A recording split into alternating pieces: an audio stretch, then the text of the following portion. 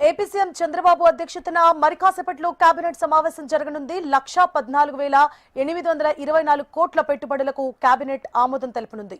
అమరావతిలో 21 కోట్లతో రాజ్భవన్ నిర్మాణానికి ఆమోదం తెలిపే అవకాశం ఉంది.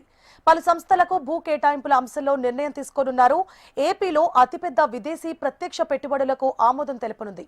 87,520 కోట్లతో విశాఖలో రైడెన్ ఇన్ఫోటెక్ డేటా సెంటర్ ఏర్పాటుకు ఆమోదం తెలుపనుంది.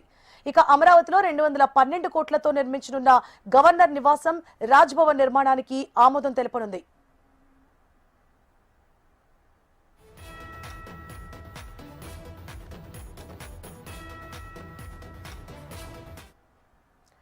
మంగళగిరి తాడేపల్లి మున్సిపల్ కార్పొరేషన్ పరిధిలో భూగర్భ డ్రైనేజ్ నిర్మాణానికి 25% నిధులను సిఆర్డీఏ ఇచ్చేందుకు కేబినెట్ ఆమోదం తెలుపనుంది.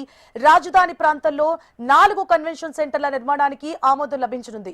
ఇక రాజధాని నగర జోనింగ్ నిబంధనల్లో గ్రీన్ సర్టిఫైడ్ భవనాలు ఉండేలా అవసరమైన మార్పులు చేర్పులకు ఆమోదం తెలుపనుంది కేబినెట్.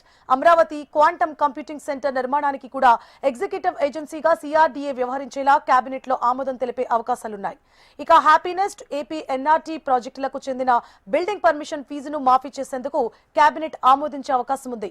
కొండవీడు వాగు సమీపంలో నీటి ప్రవాహాల కోసం 8,400 క్యూసెక్కుల సామర్థ్యంతో మరో పంపింగ్ స్టేషన్ నిర్మాణానికి ఆమోదం తెలుపనుంది కేబినెట్. ఉద్యోగుల డిఏకు సంబంధించి చర్చించే అవకాశం ఉంది. ఇక పలు సంస్థలకు భూ కేటాయింపులకు కేబినెట్ ఆమోదం తెలిపే అవకాశాలున్నట్లు తెలుస్తోంది.